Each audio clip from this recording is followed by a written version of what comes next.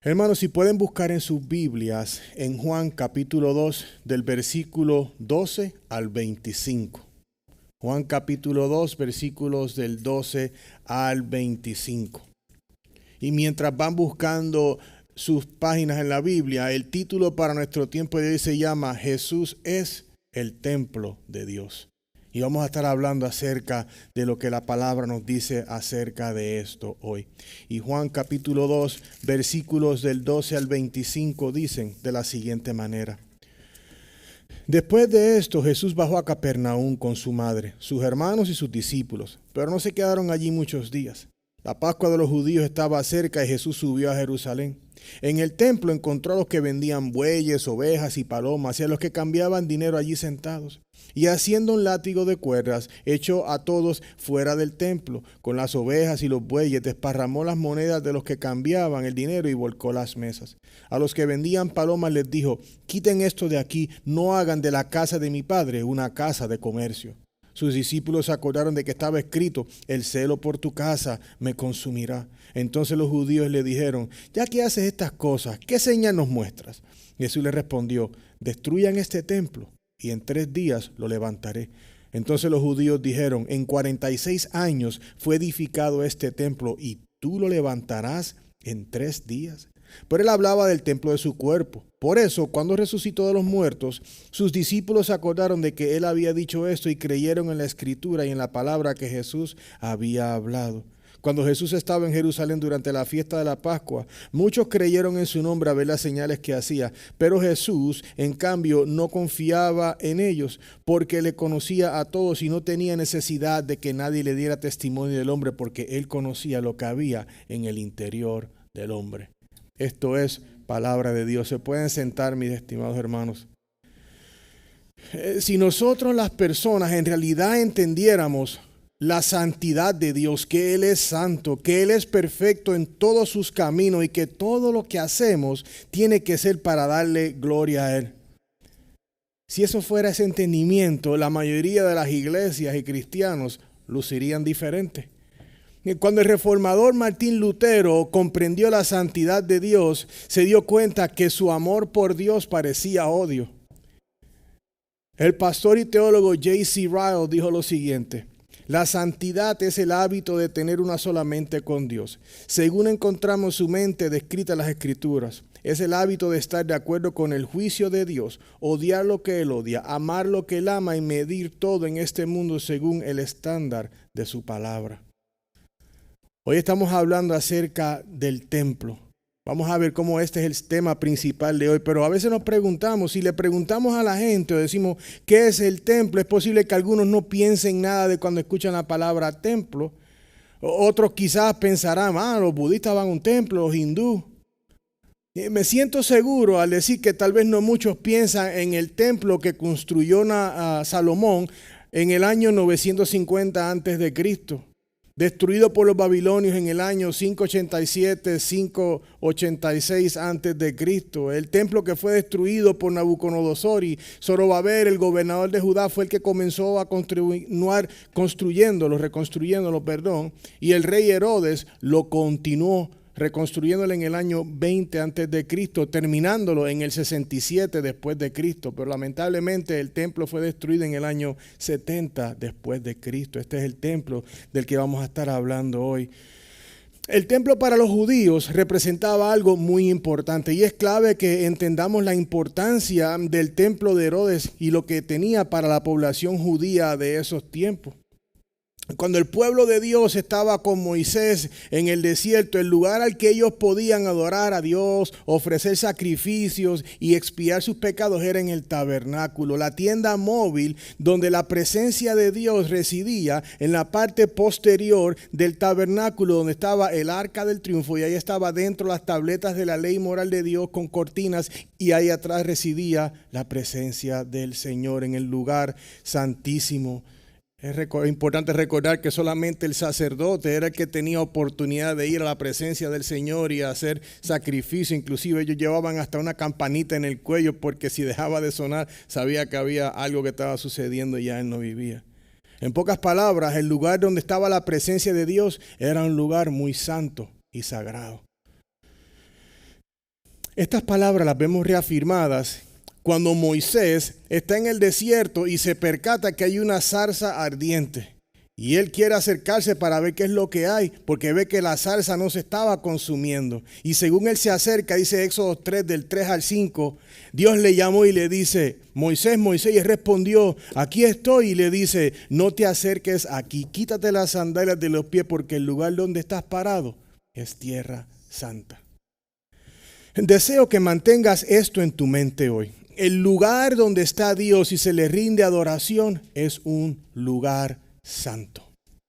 Entonces, ¿qué era el templo o qué es el templo? El templo era la morada representativa de Dios, el punto focal de la adoración de Israel. Ellos iban ahí a adorar a Dios. El templo de Jerusalén era el lugar permanente en el Antiguo Testamento donde ellos iban adelante de la presencia del Señor. Ahí iban a adorar al Señor, a ofrecer sacrificios. Ahí buscaban para eliminar las impurezas por medio de ofrecimiento de sacrificios y a la misma vez pagar por los pecados y tener paz con Dios. Es importante entender que el pueblo de Dios veía el templo como un lugar muy importante, santísimo y sagrado, porque, hermanos, si ahí es que tú te reúnes con Dios, es muy importante. Aunque no es exactamente lo mismo, podemos decir que la iglesia es el templo, es decir, el lugar donde el pueblo de Dios se reúne para escuchar de su palabra y ofrecerle adoración. Lo que quiere decir es que si donde está la presencia de Dios es un lugar sagrado, entonces la iglesia tiene que ser un lugar en donde todo lo que se hace tiene que ser hecho según lo que ha dicho Dios en su palabra y para su gloria. Lamentablemente, gran parte de lo que se conoce como la iglesia moderna, y lo pongo entre comillas, de nuestros tiempos no tiene mucho respeto a Dios, ni a la iglesia, ni al templo, mucho menos. Muchos santuarios que cuando tú abres la puerta asimilan a un concierto en vez de un servicio de adoración a Dios. Servicios dominicales faltos de la predicación de la palabra y el evangelio, siendo sustituidos por opiniones y cortos mensajes que están dirigidos a satisfacer la carnalidad de aquellos que allí están escuchando. Tristemente, muchas iglesias de esas han traído prácticas místicas como el eneagrama, que son unos números y unos rollos que te dejan saber tu personalidad. Eso no es bíblico.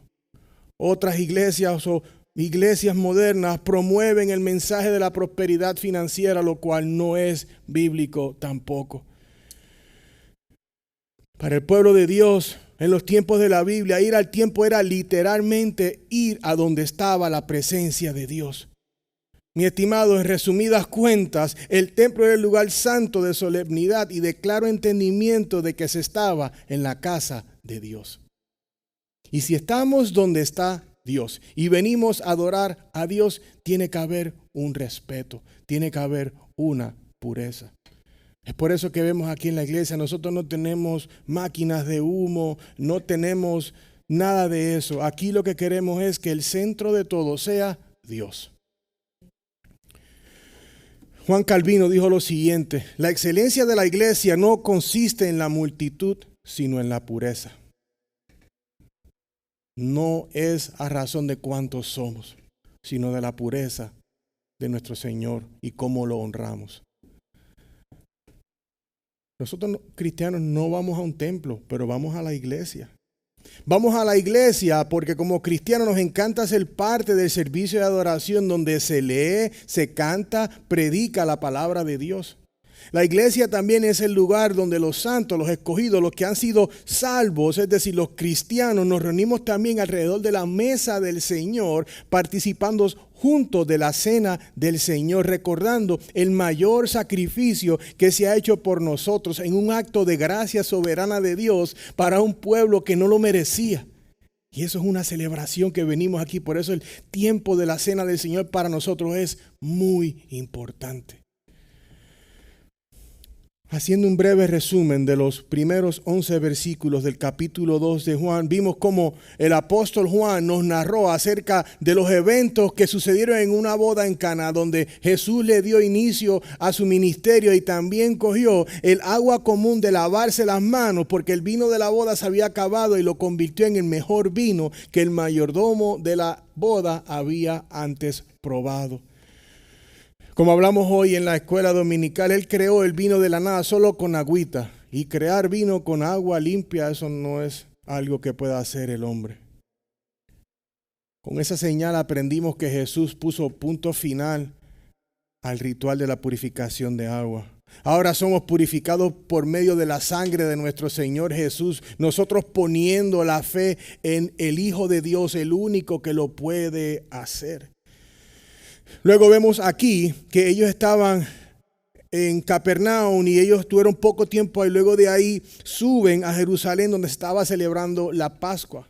Como sabemos, el pueblo judío iban todos al templo a celebrar la Pascua y vemos lo que la Pascua es en Éxodo capítulo 11 y 12, pero en el 12 leemos cómo es la observación sagrada del momento en que Dios le había enviado la 10ª plaga al pueblo de Egipto y le dijo y escogió al pueblo de él y le dijo, mira, mata un corderito limpio y sin mancha, pon la sangre en los postes de la puerta y cuando el ángel de la muerte pase a tu primogénito del hogar no le va a pasar nada.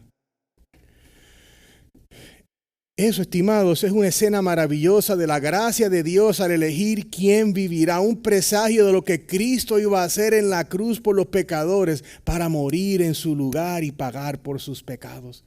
Entonces el pueblo de Dios iba al templo. Esta era una de las celebraciones que Dios decía que tenían que hacerse. Obviamente miles de personas inundaban el templo porque ellos están agradecidos de lo que Dios hizo por su pueblo. La gracia de Él estuvo con su pueblo salvando a su primogénito y ellos estaban en el templo celebrando eso. En el día de hoy, como leímos, el apóstol Juan nos lleva a Jerusalén, casi decir de la mano con Jesús. Y caminaremos con Jesús y observaremos con Él la particular vista que Él tuvo del templo al momento de Él llegar en esta celebración de la Pascua. A ver qué es lo que Él vio y entender lo que Dios ha puesto aquí por medio de los escritos del apóstol Juan para que podamos entender acerca del templo y cómo eso afecta a nuestra adoración. Hoy estaremos observando 3 puntos de lo que vemos aquí que nos enseña este viaje de Jesús al templo. El primero tiene 3 subpuntos. Vamos a ver como punto principal el templo de Jerusalén. Y dentro del templo vamos a ver el hallazgo que Jesús encontró y las condiciones del templo. Luego vamos a ver la necesidad de la purificación del templo. Y como tercera parte de lo que Jesucristo nos enseña aquí en el templo, vamos a ver el celo por la casa de Dios. Segundo punto de hoy es cómo vamos a ver que hay un establecimiento de un nuevo templo. Y luego terminaremos nuestro tiempo de cómo Jesús ve y conoce la sinceridad de nuestra adoración. La idea principal de estos versículos, como le dije, se centra alrededor de la palabra templo. Esta palabra se menciona 5 veces en unos cortos versos solamente y a través de esos versos esta palabra nos va a enseñar lo que se está exponiendo en el templo, lo que vemos en el templo cuando Jesús llega a él en el tiempo de la Pascua. Como acabo de mencionar, en el templo es el lugar donde el pueblo de Dios iba a estar en la presencia de Dios para adorarlo, ofrecerle sacrificios y estar en su presencia. Está muy claro ya que en el templo es el lugar santo porque ahí está Dios y Él está presente y hay que darle esa honra a Él. ¿Cierto?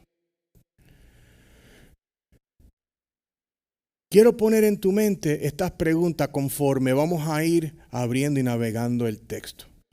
Estas preguntas las voy a formular de un modo para que usted se las pueda formular personalmente, para que puedas internalizarlas según vamos a ir navegando y tú mismo puedas encontrar la contestación y con medio de la palabra las vas a ir contestando. Pero lo más importante es que tenemos que tener honestidad los unos con los otros para que la palabra pueda trabajar. La primera pregunta, ¿es tu adoración a Dios pura y sincera? ¿qué encontraría Jesús en tu mente y corazón ahorita mismo si Él entrara sin avisar? ¿Cómo estuvo tu adoración hoy a Dios durante el tiempo de confesión y cantos de adoración a Él? ¿Estaba tu mente y tu corazón en ello? ¿Estaba tu mente en el restaurante, el corazón en la casa? ¿Estabas en donde quiera? ¿Dónde estabas? Entonces, el versículo 14 es el primer inicio que damos aquí a la llegada de Jesús al templo, porque aquí es que Él va a encontrar las condiciones, Él va a ver qué es lo que está sucediendo y nos va a dejar saber. Él dice que en el templo Él encontró a los que vendían bueyes, ovejas y palomas y a los que cambiaban dinero allí sentados. Vamos a definir hoy lo que es la palabra templo, y la palabra templo se utiliza en dos formas, y la primera la vemos en los versículos del 14 al 16, y es la palabra Eirón, H-E-I-R-O-N, la cual se refiere a la estructura, ¿no? El Eirón, el templo, el lugar físico donde ellos se reunían para adorar y estar en la presencia de Dios. O podemos decir que este es el Eirón, es el templo, es el lugar físico que se hizo con materiales. En este verso vamos a ver y vimos cómo Jesús al caminar al templo encontró varias cosas. Él encontró y de alguna manera fue recibido en la presencia de diferentes animales que estaban allí para los sacrificios. Parecía un pequeño zoológico. Esto fue en el atrio de los gentiles. Piensen cómo fue Jesús llegando. Uno solamente debe imaginarse al ver el rostro de Jesús cuando entró al templo, a donde uno va a adorar a Dios, donde uno va a estar en su presencia, donde uno iba a celebrar la Pascua conmemorando ese gran evento, y él ver que cuando llega al templo lo que hay es animales por todos lugares. Él encontró un zoológico casi enfrente de él cuando llega. Ahora bien, el hecho de que habían animales disponibles no era extraño ni raro. La gente venía de diferentes lugares lejos y tenían que tener algún animalito disponible para ellos poder comprarlo, porque, digamos, no iban a venir de Italia para Jerusalén, por decirlo así, con una vaquita. Pues está bien que tenían los animales, que lo tuvieran que comprar, pero ¿en dónde es la situación? De la misma manera el cambio. Ellos venían de diferentes áreas, tenían diferentes monedas o tenían que tener el cambio. Si nosotros vamos a otro país de otra moneda, hay que ir a la casa de cambio para poder manejar, pero ellos tenían que hacer lo mismo, pero es el dónde. Estamos hablando que el templo es el lugar que tiene un propósito y es adorar a Dios. Todo lo que está extra no pertenece. Entonces les presento lo siguiente. Si el templo era el lugar donde residía la presencia de Dios, si el templo era el lugar donde se adoraba a Dios, entonces el tener esos animales en el atrio de los gentiles con toda clase de olores y posiblemente las necesidades en el piso, esos vendedores estaban ensuciando y profanando la casa de Dios. Lo más increíble saber es que sacerdotes en el templo dieron permiso a esto. Quizá algo estaban cogiendo de ahí, no sé, no lo dice el texto, podemos simplemente inferir. Permitiendo que estuvieran estos animalitos en esa área del atrio de los gentiles, ensuciando el área. A su entrada Jesús no solamente fue recibido por esos olores de los animales, sino que también los vendedores y los cambiadores, dame 2 cabras, dame una vaca, 3 palomas, oye, cámbiame 5. Eso era un cacareo y la gente hablando de aquí a allá. Eso se convirtió en un mercado callejero con olor a establo. El templo donde reside Dios. El pastor y teólogo D.A. Carson dijo las siguientes palabras. La queja de Jesús no es que estos hombres fueran culpables de hacer negocio y necesitaran reformar sus vidas éticas. La queja de Jesús es que no deberían haber estado en el templo de Dios haciendo tales cosas. We don't do that in the house of the Lord. Esta venta de animales la podían haber efectuado way afuera, que la gente cuando venían hacían lo que tenían que hacer y al momento de entrar al templo, ellos entraban el animal, iban al sacrificio y listo. Pero tener todo eso allí no es la forma en que tienen que haber hecho eso. La casa de Dios no es un establo de animales, ni un centro comercial, ni un banco. La iglesia es un lugar santo donde venimos a escuchar de la palabra de Dios, a adorar a Dios y a escuchar todo lo que Él tiene para su pueblo, para que pueda aprender.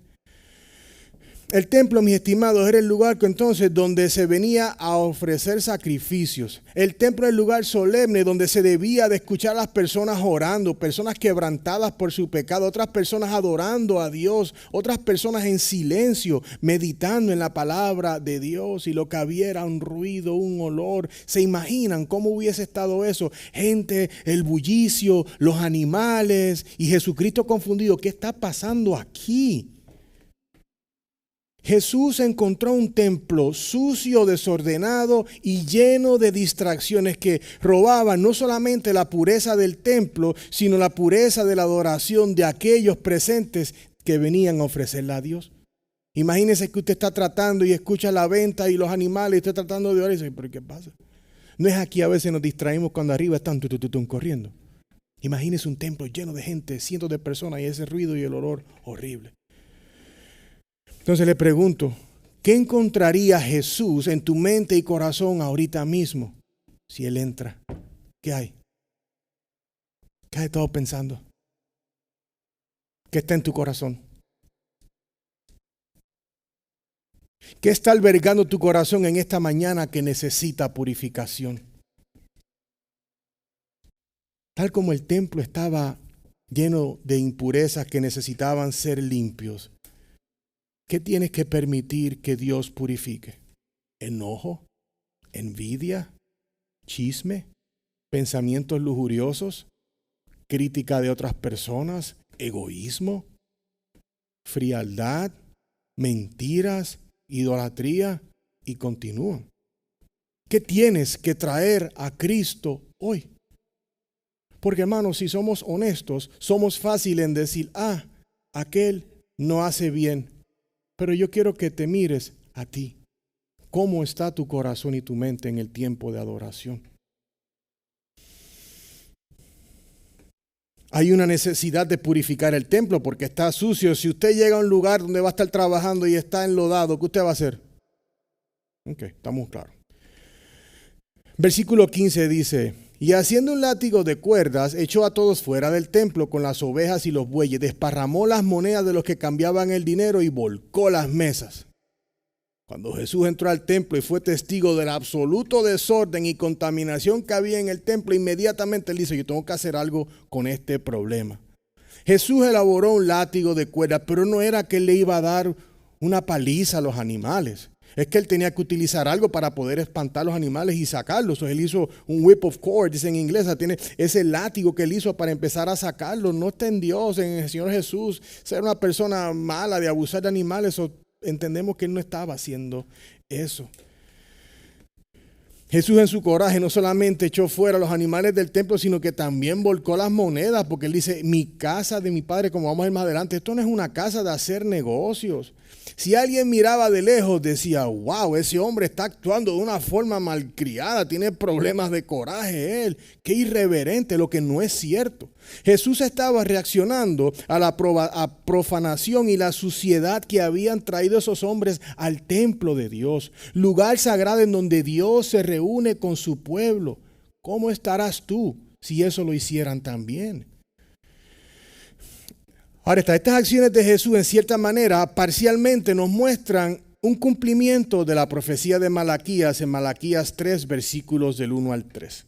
Porque dice así, Malaquías, yo envío a mi mensajero y él preparará el camino delante de mí. Y vendrá de repente a su templo el Señor a quien ustedes buscan, el mensajero del pacto en quien ustedes se complacen. Ya viene, dice el Señor de los ejércitos, pero ¿quién podrá soportar el día de su venida? ¿Y quién podrá mantenerse en pie cuando Él aparezca? Escuchen ahorita. Porque Él es como fuego de fundidor y como jabón de lavanderos. Y Él se sentará como fundidor y purificador de plata y purificará a los hijos de Leví y los acrisolará como oro y como plata. Y serán los que presenten ofrendas en justicia al Señor. El Jabón limpia, pero el fuego sí limpia. En las cocinas a veces utilizamos el mismo calor y las llamas de la parrilla, tapándola para que el fuego las limpiaba y parecía que salieron de la factoría. El fuego limpia, el fuego purifica el oro, le saca toda la imperfección. Jesús estaba purificando la casa de Dios. Él necesitaba sacar todo lo que tenía que no estar ahí. Si no tiene que estar en la casa del Señor, tenemos, que echarlo. Es por eso que quiero repetirles nuevamente lo que dijo Malaquías. Porque Él es como fuego de fundidor y como jabón de lavanderos. Al Jesús echar los animales, tirar las monedas al piso, Él está destacando la importancia de la adoración a Dios sin distracciones externas, manteniendo a Dios como el enfoque del templo y de la adoración. De la misma manera que Jesús echó fuera del templo las cosas que estaban contaminando en el templo, ¿qué tienes tú que echar fuera de tu vida en el día de hoy que está opacando y ensuciando tu relación con Dios y tu tiempo de adoración? Muchas veces podemos pensar que son cosas grandes, vicios, cosas así que tenemos que sacar. Pero ¿qué tal de actitudes? Orgullo. ¿Estás siendo obediente a Dios? ¿Qué tipo de cosas ves en tu teléfono? Hello. ¿Qué tipo de cosas estás leyendo? ¿Estás manteniendo tu pureza si eres soltero, si eres casado? Pureza en relación a novios y novias solteros, no importa la edad que tengan. Significa total abstinencia hasta que haya un matrimonio consagrado por Dios. Es aquí donde muchos jóvenes y adultos solteros son desobedientes pensando, Dios sabe que nos queremos y nos vamos a casar algún día. No, mis estimados, Dios no tiene que entender tu pecado, tú tienes que entender su santidad. Amén. Amén. Pureza es pureza y nada de envolvimiento físico o cosas que te llevarán a ser tentado. En la casa de Dios, pureza es pureza. No, es que puse a cantar a un muchacho, él no se ha salvado, pero pureza es pureza. Nos hace ver perfectos, ninguna iglesia es perfecta. Pero nosotros buscamos, dentro de todos los medios, mantener un lugar en donde la palabra del Señor es la que dicta y hace todo lo que nosotros hacemos. J.C. Ryle dijo en su comentario del Evangelio de Juan lo siguiente: hay quienes profesan ser cristianos comportándose cada domingo tan mal como esos judíos en el templo. ¿Cuántas veces somos nosotros los que tienen las vaquitas sucias en el templo? ¿Cuántas veces somos los que teníamos esos animalitos, los que estaban tratando de sacar negocio? ¿Qué puedo sacar? ¿Qué puedo hacer? O lo que fuera, actitudes, pensamientos. Mira aquel, mira la otra. Hermanos, eso hay que traerlo delante del Señor para que Él pueda limpiar todo eso. Versículos del 16 al 17 vemos el celo de la casa de Dios. Dice: a los que vendían palomas les dijo, quiten esto de aquí, no hagan de la casa de mi padre una casa de comercio. Sus discípulos se acordaron de que estaba escrito, el celo por tu casa me consumirá. El coraje de Jesús no era con los animales, porque los animales no le hicieron nada malo a Jesús, sino más bien con aquellos a los que habían traído los animales al templo, ensuciándolo donde se adoraba a Dios. Jesús utiliza de una manera muy personal la palabra, la casa de mi Padre. Seguramente los que estaban en el templo conocían las leyes de pureza. Sabía que no podían tener esto sucio donde estaba aquello limpio. Tenían que entender de que traer esos animales y tener ellos sus necesidades y todas esas cosas. Estabas ensuciando y estabas quebrantando tus propias leyes de la pureza. Ellos también podían reconocer que estaban haciendo algo mal. Si saben que es un motivo de lo que están haciendo allí, ¿por qué están en la casa del Señor? No hagan de la casa de mi Padre. Hemos estado viendo cómo abiertamente Jesús está no solamente diciendo Él es mi papá, pero también está hablando de su deidad. Padre e Hijo, soy el Hijo de Dios. Nuestro Señor Jesús habla de esa manera también en Juan 14:2, cuando Él habla de ese personal de Dios. Dice, en la casa de mi Padre hay muchas moradas. Si no fuera así, Se lo hubiera dicho porque voy a preparar un lugar para ustedes. Yo quiero traerle esto a un mejor entendimiento. Lo quiero traer personal para ustedes. ¿Me permiten? Mira, imagina que tienes a un amigo o una amiga tuya y tú estás en la calle y dices, mira, encuéntrate conmigo en la casa. Ok, perfecto, pero está cayendo tremendo diluvio. Como andas retrasado, le dices a tu amigo o amiga, mira, tengo las llaves de la casa en tal lugar. Entra y me esperas ahí, que es que el 24 está bien ocupado. Ok, bueno, tú no sabes que tu amigo o amiga tenía unos animalitos que le estaba cuidando a alguien y los está trayendo y los trae a la casa tuya y tu casa estaba limpiecita porque tú la habías limpiado el sábado, el día lunes, y cuando tú llegas a tu casa, la alfombra que tu tía te había regalado, que es clarita, color beige, está manchada, enlodada, está todo hecho una gran mugre. ¿Qué le dirías a tu amigo o amiga que ha embarrado toda tu casa mientras te esperaba? ¿Cómo reaccionaría? Bueno, yo te voy a decir, yo voy a tomar mi mejor suposición de cómo yo creo que tú hubieses respondido. Al tú entrar encuentras esa cochinada y tú dices, ¿qué has hecho en mi casa, amigo irrespetuoso? Sal de mi casa, has hecho de la sala de mi casa un granero sucio y de mal olor. ¿Quién te dio derecho a faltarle respeto a mi hogar de esta manera? ¿Puede ver por qué Jesús estaba furioso? Y esto es una alfombra. Pero estamos hablando de la casa de Dios.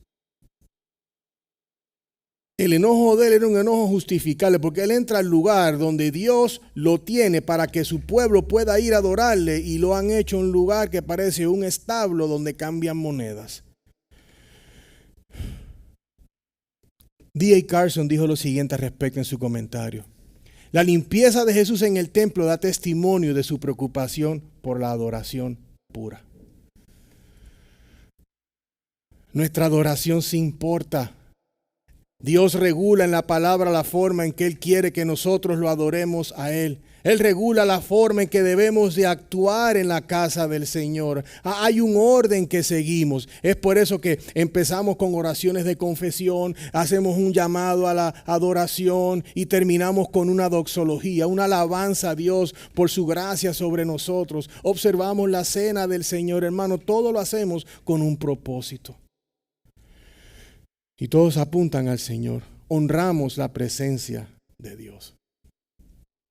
Versículo 17 dice que sus discípulos se acordaron de que estaba escrito, el celo por tu casa me consumirá. Entonces, ellos se recuerdan del salmista David, porque David en el Salmo 69:9 estaba escribiendo en aflicción por su dolor y las cosas que le estaban pasando. Esto se considera un salmo mesiánico y él dice en el salmo, porque el celo por tu casa me ha consumido y los insultos de los que te injurian han caído sobre mí. Y ellos dijeron de otra manera, el celo por tu casa me consumirá. Me ha consumido pasado, me consumirá en el futuro. Aquí hay dos tipos de verbo, el tiempo pasado y el tiempo futuro. ¿Qué quiere decir con eso? Quiero llamar tu atención a esto porque está hablando aquí del tiempo futuro, cuando el celo por la casa del Señor sí consume a Cristo, lo llevó a la cruz y Él acabó dando su vida en el Calvario. Entonces Él ha sido consumido, ese celo por el Señor, esa protección. La palabra celo es una pasión, es un celo por algo que tú tienes un gran cariño, estás encarecido a eso, una pasión la cual si hay alguien que está maltratando algo injustamente, tú justamente te enfadas. ¿Por qué están haciendo esto en la casa de mi padre? Te pregunto, ¿eres celoso de lo que pasa en la casa de Dios?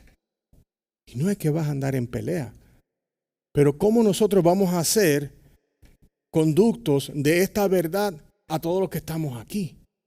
Es por eso que nos reunimos en oración, oramos por peticiones de la iglesia, pero también oramos para que el Señor nos ilumine, nos guíe y sea Él el que hace el trabajo en la iglesia. Tomamos tiempo en estudiar para predicar.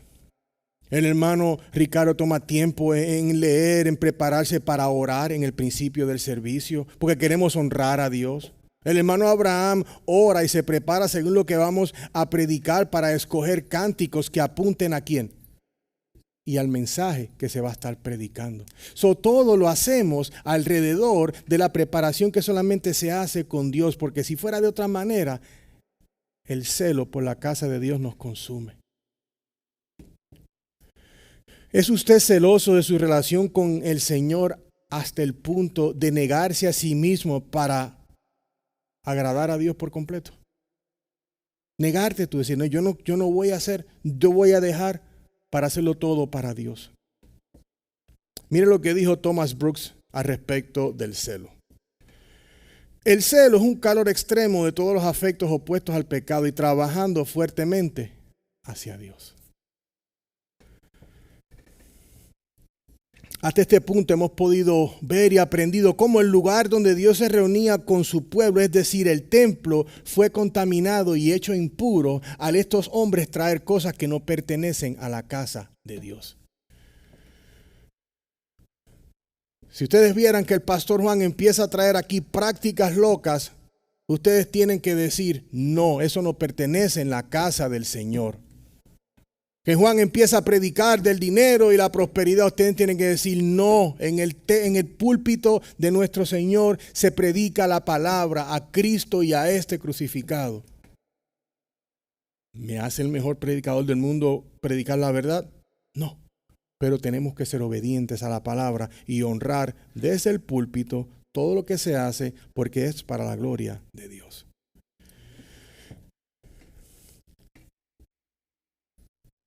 El celo apasionado de Jesús nos ha mostrado que todas las personas deben respetar y honrar el lugar donde Dios está presente y es adorado. Jesús se preocupa y es celoso del lugar a donde se adora Dios. Quiero poner tus ojos a algo práctico. Todo cristiano tiene que entender que la adoración hacia Dios tiene que ser pura. Un corazón limpio, no es poniendo cosas místicas, poniendo incienso. Tiene que ser puro. También se entiende claramente que cualquier cosa que tenga que contamine tu adoración a Dios debe de ser desechada como Cristo sacó todo.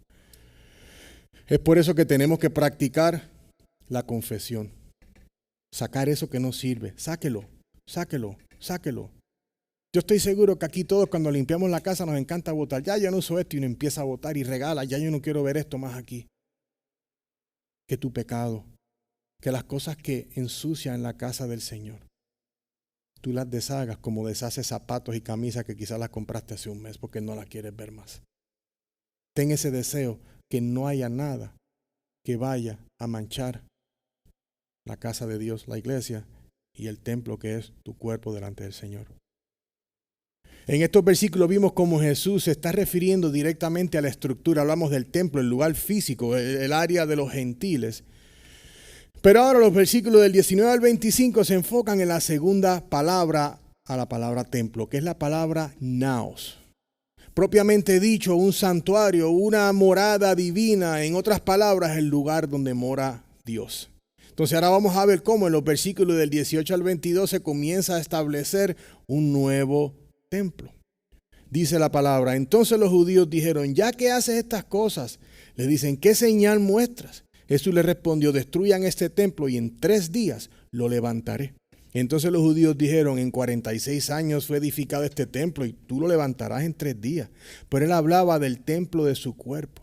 Por eso cuando resucitó de los muertos, sus discípulos se acordaron de que había dicho esto y creyeron en la escritura y en la palabra que Jesús había hablado. Las autoridades del templo estaban cuestionando a Jesús. Vemos este intercambio entre las autoridades y Jesús, proveniente porque él estaba limpiando el templo, sacando todo, dirían, ¿y este hombre qué le pasa? Aquellos que estaban interrogando a Jesús probablemente pensarían que este hombre, ¿por qué está haciendo esto? ¿Quién le dio autoridad a él estar sacando personas del templo y haciendo lo que está haciendo? Quizás pensarían que Jesús era un lunático, un loco, sacando gente. Imagínense uno de estos que lo estuvieran viendo de lejos. ¿Y por qué? Vamos a preguntarle qué es lo que le pasa. La pregunta no es mal que le hayan hecho la pregunta. Inclusive no es la primera vez en el ministerio de Jesús que la gente le cuestiona y quieren saber más acerca de él y quién es él y de dónde vino y por qué lo hace. Si vemos a Marcos 8:11, Dice, entonces salieron los fariseos y comenzaron a discutir con él, buscando de él una señal del cielo para poner a prueba a Jesús. Siempre están buscando validarlo. Estas personas estaban menos preocupadas por la adoración adecuada a Dios que por las cuestiones de validación y autoridad de Jesús, dijo D.A. Carson. Ellos estaban interesados en saber quién es Él y qué hacía ahí, en vez de ver, oh, el punto es cierto, están deshonrando, están ensuciando el templo, y que la pureza del templo fuera su primordial preocupación, pero vemos que no era así. Querían saber quién era Él, y Él le dice, destruyan este templo. Jesús responde a las autoridades con una respuesta que ellos no esperaban: destruyan este templo y en 3 días lo levantaré otra vez. Ellos se quedarían, 3 días. Si esto tomó 47 años en levantarlo, ¿cómo que en 3 días? Ellos no entendían por dónde Jesús venía. Y quiero que entiendan que también lo están cuestionando, porque en el tiempo greco-romano, cualquier persona que venía a destruir o a profanar el templo, había pena capital. No podían, pero era más porque era un landmark. Es como ir a destruir algo en Washington, D.C., porque es un landmark, no porque era un lugar santo. Entonces, si Jesús en realidad estaba hablando del templo físico y él dijo, no, yo le voy a poner dinamita a este templo y lo voy a volar y en 3 días lo voy a construir. Bueno, pues si esa era la premisa y era cierta, podemos decir entonces que él hubiese sido culpable. Pero como eso no es lo que es cierto, eso es totalmente inválido. Miremos en Marcos 14:58, porque tiempo antes, esto fue 3 años antes de Jesucristo ir a la cruz, él está ya en el juicio, ha sido traicionado por Judas y están en el cross-examination, la examinación cruzada, y tienen a estos fariseos que estaban de testigo y le dicen, bueno, déjanos saber acerca de eso, y mire lo que ellos dicen. Nosotros lo oímos decir, yo destruiré este templo hecho por manos y en 3 días edificaré otro no hecho por manos. Eso es una mentira, porque aquí estamos viendo que eso no fue lo que Jesucristo dijo. Jesucristo dijo, destruyan este templo. Él no dijo voy a destruir el templo. Y las 2 palabras tan diferentes, airos y noma. Son 2 diferentes. Entonces él dice destruye este templo. Entonces si Jesús está diciendo eso, se está refiriendo en su propio cuerpo, se refiere de que Él es el templo. Siendo eso así, Él está implicando que el cuerpo de Él, en Cristo, Dios vive. Y si el punto de enfoque del pueblo judío de ir al templo de piedra que tenían para ir a adorar al Señor, estar en su presencia, estando Jesucristo ahora siendo el nuevo templo que está siendo levantado, ¿a dónde va el cristiano ahora? A adorar a Dios, a estar en su presencia y a recibir el sacrificio que solamente puede pagar por tus pecados, Cristo. Bendito sea Dios. Jesucristo es el nuevo templo. Y es un tema porque cuando vemos el capítulo 2, y hablaré más en el tiempo de la conclusión, hablamos como en el capítulo 2 al principio es la purificación. Por medio del vino, Él es el nuevo purificador. Él está purificando el templo porque hay un mejor templo. Él levantó su cuerpo. Al 3er día, Él es el templo donde nosotros vamos a recibir el perdón de los pecados y Él es a quien adoramos, a más nadie. Eso quiere decir que no estamos adorando a otros santos, vírgenes y yo no sé qué cosas se inventan. Pablo dijo a los colosenses en Colosenses 2 del 11 al 12. También en Él ustedes fueron circuncidados con una circuncisión no hecha por manos, al quitar el cuerpo de la carne mediante la circuncisión de Cristo, habiendo sido sepultados con Él en el bautismo, en el cual también han resucitado con Él por la fe, en la acción del poder de Dios que los resucitó de entre los muertos. ¿Vieron esto? En Cristo Jesús, el templo de Dios, todos los que creen en Él son resucitados en Él y recibiendo la salvación y el perdón de los pecados por medio de Cristo, el templo de Dios. Por eso es que respetamos la iglesia, porque venimos a adorar a Dios y nosotros somos salvos por medio de la gracia en Cristo. Y cuando abrimos este libro es lugar santo. Por eso una persona que está compartiendo aquí no puede estar hablando de opiniones, utilizar vocabulario florido, decir cosas que no tienen nada que ver en la casa de Dios. Si cometemos un error es porque quizás mi exegesis se le fue la onda, pero no porque le estamos faltando el respeto a Dios. Cuando yo vine a Nashville, hablé con unas personas que conocí, unos músicos cristianos, y estábamos conversando. Y me decían, y yo les estaba diciendo, no, es que en nosotros los hispanos hace falta, el americano hace falta iglesias más reformadas en la palabra y que no podemos seguir así, que el hispano se nos pierda. Y él me dice, Juan, si tú quieres predicar las cosas así, vas a tener una iglesia vacía. Y yo le dije, mira, pues está bien, porque si fueras tú el que las trae, pues estaría vacía. Pero como la palabra lo dice diferente, yo seguiré haciéndole caso a lo que él diga. Y si toma 2 temporadas, hacerlo, décadas, que sea lo que sea. Pero hay que hacer lo que es justo. Nosotros queremos alcanzar vidas. Nosotros queremos que la iglesia crezca, pero yo no la puedo hacer crecer. ¿Cómo nos aseguramos que crezca? Manteniendo pura la palabra que predicamos. Asegurando que las canciones que estamos cantando son puras para que ustedes estén cantando adoración a Dios que viene de un buen lugar teológico, que tienen fundación bíblica, que no estamos cantando cualquier tipo de tontería que nos hace más mensos en vez de más amantes y entendedores de Dios, o cánticos que te llevan al arrepentimiento, lo que sea. Amén. Me gusta J.C. Ryle, como vieron, estuve leyendo mucho de él esta semana, pero es que buenísimo esta semana. Él estaba hablando como si estuviera él siendo Jesucristo. Y él dijo lo siguiente: si Jesucristo no resucitó de los muertos, no es necesario que crean. Pero si resucitó, no tendréis excusa si no creéis en mí. Jesucristo es el templo de Dios. Jesucristo ha existido desde el principio. Jesucristo es el que convirtió el agua de purificación en vino para mostrarnos que Él es Dios, que nadie que no sea Él pueda hacer ciertas obras, y con esas obras nos deja saber: yo soy el que te purifica. Esas leyes de agua, el agua no limpia. Báñese con agua toda la semana sin jabón y el jueves no vas a estar bien. Entonces, los que pensamos que hemos sido purificados y hemos sido salvos, has sido salvo por ti mismo. Es como lavarte con agua. La purificación real viene cuando nuestro Señor Jesús te limpia por dentro. No te hace perfecto, pero te hace recibidor de la gracia y misericordia de Dios. Mi estimado, quizás hay alguien aquí sentado que no ha dado su vida al Señor.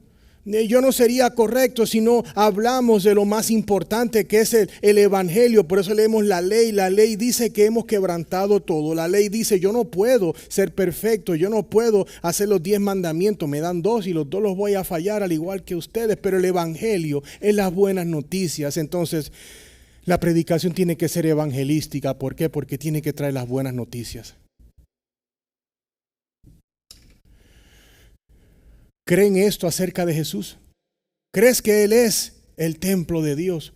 ¿Crees que Él levantó ese templo que fue destruido por ti al tercer día, según lo dicen las Escrituras? Que no necesitas traer nada, porque la ley dice: haz esto y vivirás. El evangelio dice: Cristo hizo esto, ¿lo crees? Jesús es el templo de Dios. Con la palabra naos para templo, que es su cuerpo, el santuario de Dios, Él nos está diciendo: mira, yo soy el lugar donde Dios reside. Como dije, si anteriormente el pueblo iba al templo de piedra a adorar al Señor, ahora nosotros vamos ¿a dónde? A Cristo. Jesús es el nuevo templo espiritual para el pueblo de Dios. Segunda de Corintios 6:16 dice: ¿o qué acuerdo tiene el templo de Dios con ídolos? Porque nosotros somos el templo del Dios vivo, como dijo Dios. Habitaré en ellos y andaré entre ellos y seré su Dios y ellos serán mi pueblo.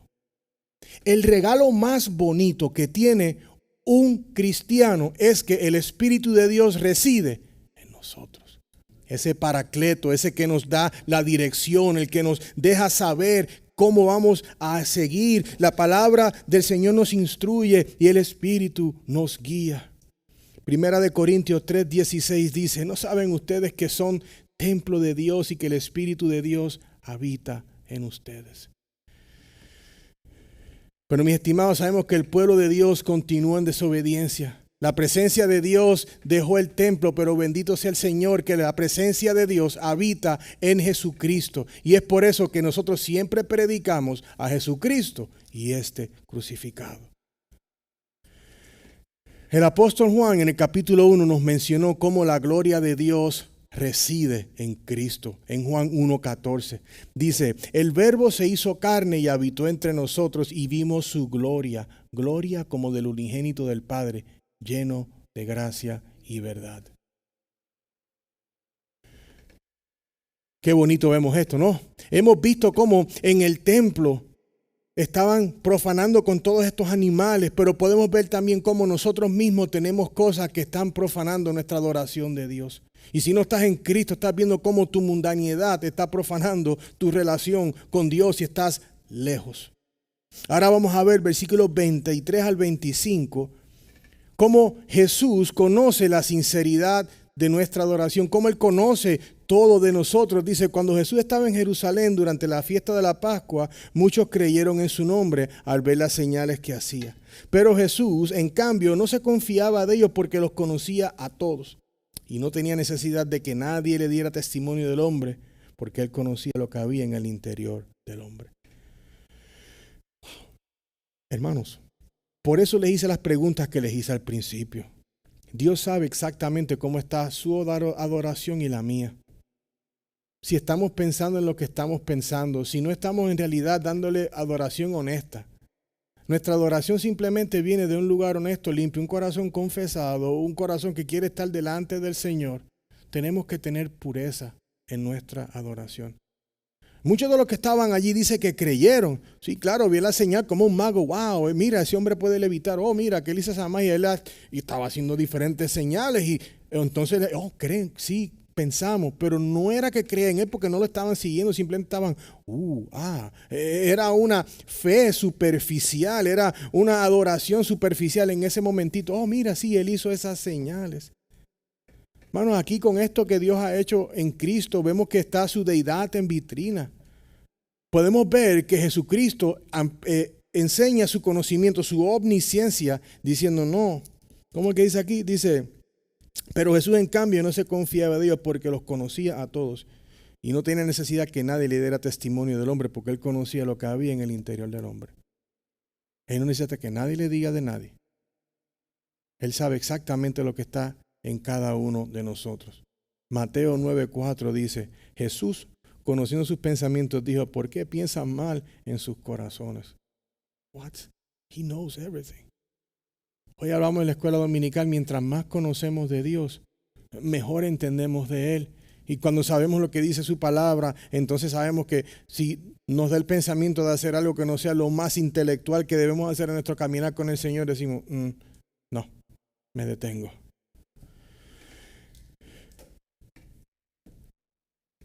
Mi hermano, ¿qué has estado escondiendo de Dios y no lo has dejado saber? Dáselo. Dáselo, deja que limpie el templo de tu corazón. Deja que limpie tu adoración con Él. ¿Qué pecado o pecados puedes estar ocultando? Hermano, yo les pido que se los des a Él hoy. Sal de aquí limpios. Hablamos que ellos iban al templo para escucharle al Señor y también ser purificados, dar sus pecados, ofrecer sacrificios. Bueno, estamos en la casa del Señor. Ahí donde tú estás, confiésale al Señor, déjale saber lo que tienes que darle y sal de aquí purificado, sal limpio. ¿Cuántos de ustedes cuando eran chicos, los que tienen chicos, ya salió, pero ya te bañaste? Y cuando tú los olías, niño, tú no hueles a jabón, váyase a bañar. A veces venimos a la iglesia, entramos y salimos y todavía olemos a sudor del día anterior. Hermanos, dejémoselo al Señor. Si usted no puede ser honesto en la casa del Señor con Dios, no lo va a hacer en su casa, no lo va a hacer en el trabajo. Estamos todos aquí, el ambiente está propenso, idóneo para que usted en su lugar, predicando la palabra que estamos, su corazón esté contrito y diga, perdóname Dios por... No le estás poniendo en un globo, no lo estás poniendo en las pantallas en Nashville. Ahí donde usted está, se lo da al Señor. Solo invito a reflexionar y examinar sus corazones. No te vayas sin dejarle eso al Señor. Todo aquello que no es limpio y puro no pertenece en el templo del Señor. Si estás en Cristo, tu cuerpo es el templo del Espíritu Santo. Permite que Cristo purifique tu vida. Amén. El apóstol Juan en el capítulo 2 nos estaba apuntando a algo muy importante y nos está apuntando a la purificación. Es algo muy importante. Si no somos purificados por medio de la sangre del Cordero, no podemos ir al Padre.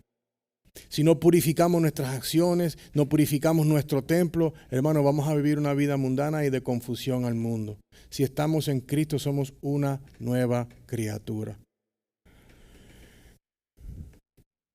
En el día de hoy, Juan nos enseñó cómo el evento de la purificación del templo apunta a cómo Cristo es el templo de Dios.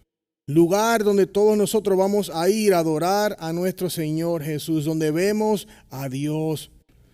Este estudio comenzó con la estructura del templo que finalmente Herodes el Grande terminó de reconstruir para que el pueblo de Dios pudiera tener un lugar que Dios había elegido para que su pueblo se reuniera con él. En el desierto Dios vivía en el tabernáculo, en el lugar santísimo, y ahora Dios habita ¿en dónde? En Jesucristo.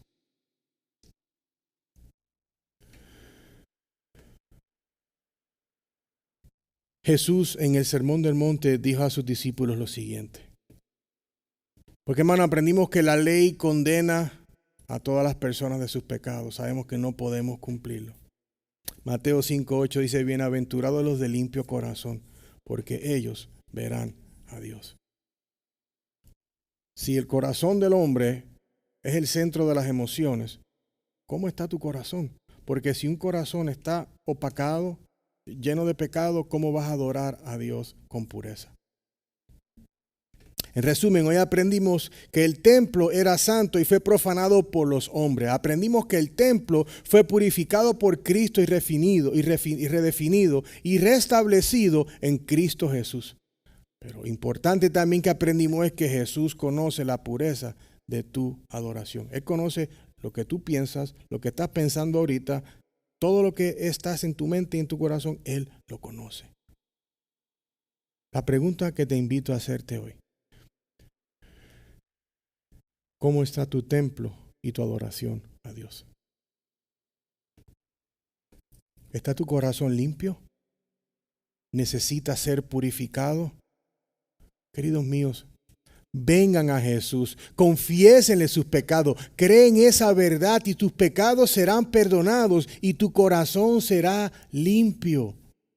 Los animo a todos mis hermanos y hermanas a confiar en Cristo para todas las cosas, no en algunas, para todas y en todo. Jesús es el templo de Dios y en Él solamente puedes encontrar el perdón de los pecados, pero también el gozo y la esperanza y la fortaleza que tú necesitas. Cuando estés preocupado, corre al templo, ve a Cristo. Cuando no sabes qué hacer, corre al templo, ve a Cristo. ¿Y sabes qué? Lo que tienes que hacer es simplemente detenerte y decir, Señor Jesús, aquí estoy delante de ti, necesito de ti. No tienes que ir a un lugar específico, simplemente tienes que ir a Dios.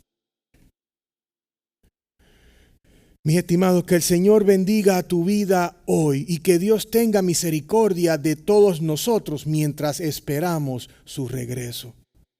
Enfoquémonos en Cristo, el único que purifica las vidas. Gocémonos de nuestro tiempo en la casa del Señor, cantándole a Él, escuchando su palabra, anotando lo que ella nos enseña, estudiando juntos la palabra, compartiendo en la mesa del Señor. Aquellos que no pueden venir a la mesa del Señor porque no están en Cristo, compartamos el Evangelio. Pidamos a Dios para que les abra los ojos del entendimiento. Hermano, el regalo más lindo que Dios le hace al hombre es la iglesia.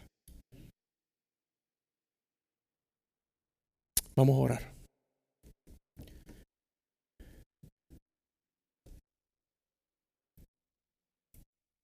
Señor, en esta tarde reconocemos, mi Dios, que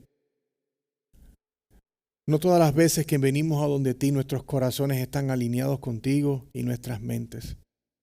Padre, en esta tarde queremos agradecer, Señor, que tú has hecho disponible para todos nosotros la purificación en Cristo Jesús.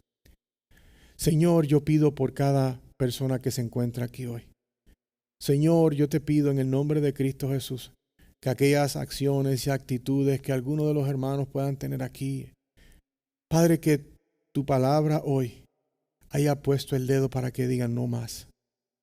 Padre, te pido que purifiques y acrisoles corazones y mentes para tu gloria. Señor, pedimos por aquellas almas que no se han rendido completamente a ti. Padre, permite, Padre, que tu palabra obre en ellos. Tráelos de rodilla a Cristo. Llévalos a Cristo para que Él los pueda purificar, Señor. Purifica a cada uno de nosotros. Padre, purifica aún más nuestra adoración en Renovación Church. Padre, purifica aún más nuestras oraciones, Señor. Purifica esta comunidad de fe, Señor. No queremos ser famosos. No queremos ser nada más que no sea, Señor, obedientes y fieles a ti. Gracias, Señor, por darnos a Jesucristo. Gracias por tu palabra que es viva, Señor.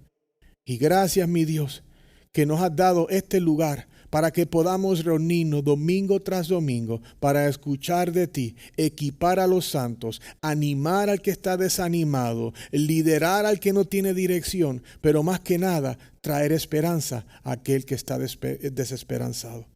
Te damos toda la honra y la gloria, Señor, en el nombre de Cristo Jesús. Amén.